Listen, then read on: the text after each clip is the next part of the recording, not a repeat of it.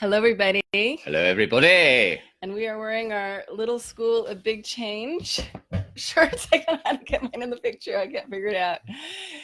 Because Amy Johnson is launching her fall Little School of Big Change school, and we highly recommend it. It is an amazing program, spoken to so many people who have really enjoyed it. So just encourage you to go check it out. I'll put the link. Amy has 2 free webinars that she's doing, one on Sunday, one on Monday, and the school's opening up. It's already open for enrollment, is my understanding. So I'll put all of the links in the comment. And if you haven't done her school, I encourage you to check it out. Yeah, I've spoken to so many past participants who've waxed lyrical about the whole experience. So it is to be highly recommended. Yes, I should have sat on a cushion, then I'd be more up. Anyway. I can sit up straight. So today, what popped into my mind to talk about was a common theme that comes up with couples that we work with, which is when one of them or both of them have a problem with their partner's low moods. And it usually looks very obvious to them that if their partner didn't have low moods in the same way, if it could be a lighter experience, if they behave differently in a low mood, that their life would be, not just their partner's life would be better, but their own life would be better. And it's just so easy, I think, to fall into that blame game, wouldn't you say? Fall into the blame game? Yes, absolutely. It's compelling. I think that, more often than not, that our partner's low mood is a reflection of our own low mood most of the time. And I think that's why we react to it. I think that definitely in the past, I think that not seeing this understanding, I could have an experience where I feel like you might be in a low mood and I feel like that needs to change. And I find myself getting irritated by it. But it's kind of like this idea that I want to get back into well-being, but it's not really. I'm not seeing my own low mood in that moment. All I'm just seeing is you interfering with my own well-being, and I want you to stop. And sometimes foolishly, I feel like I need to go in and fix that situation. And then it's that throwing fuel on. What is the Bowie song? Putting out fire with gasoline. That's your new tag phrase. That's my new tag phrase, and that's generally what I do. And that because I'm blind to my own low mood. Hi, everyone. So great to see you. Oh, I see my dad is on. My goodness me. Sending you lots of love. And so in terms of what you were saying, Angus, I think that's what the key piece is. Whenever our partner's low mood looks like it's a problem, that's the reminder to let you know, hey, you're probably in a low mood yourself. You're probably stirred up yourself.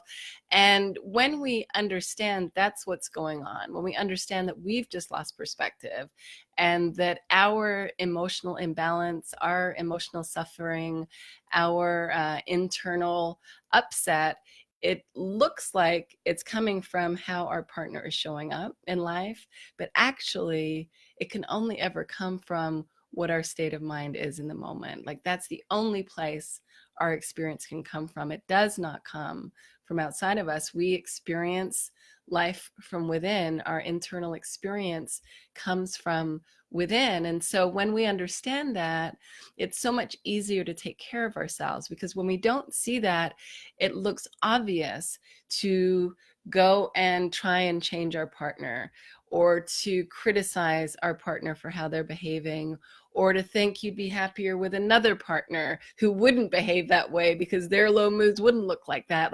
It's so easy to just go into all of this rumination and thinking about how things could be different or better, and then have that drive our behavior, rather than recognizing that our experience coming from within.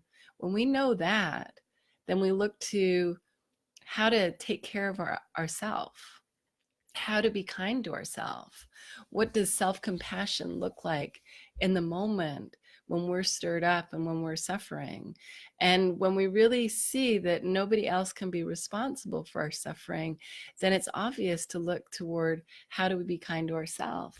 Yeah, no, I mean that's so beautifully put. I haven't really got anything more to add, other than that you know, in those moments where I may, you know, not that you get out of balance to any great degree, but if I felt like you were in a low mood, sometimes I can be walking around, I'm in a good mood, and I suddenly come across you in what I perceive to be a low mood, then it kind of takes me off guard.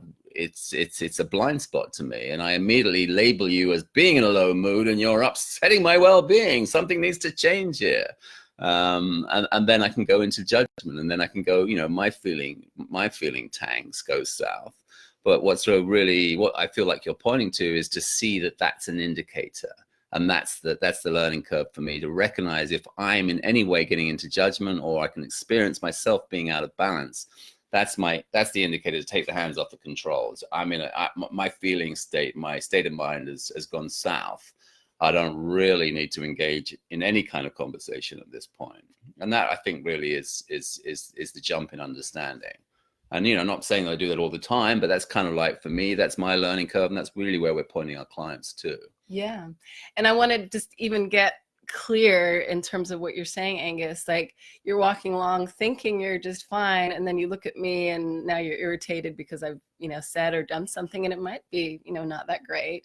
Maybe I am in a low mood, but it's not me that causes your experience ever. Yes. Just like you don't cause my experience. And, you know, we have thinking that just comes in so fast. We have feelings that come in so fast, and we want to link that outside of ourselves. You want to hang that on someone, and our partner is usually the most obvious person that we want to hang it on. But there's actually so much freedom and relief in not having it be about what's going on out there. It's actually, to me, I feel like this expansion inside of me when it's not about Angus, because then I can just relax. I know that I'm going to come back to well-being inside of myself. I know that I'm going to settle.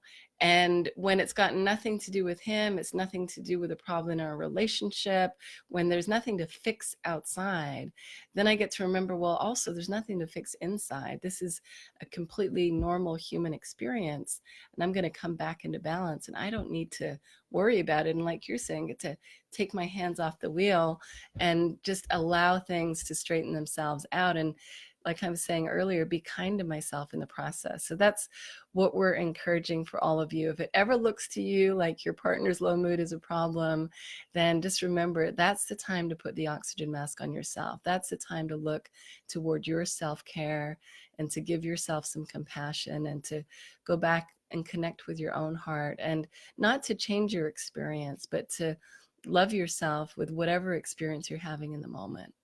So we're sending you lots of love. Take care and have a great weekend. Take care. Oh, and remember to check out the Little School of Big Change. Bye, everyone. Bye.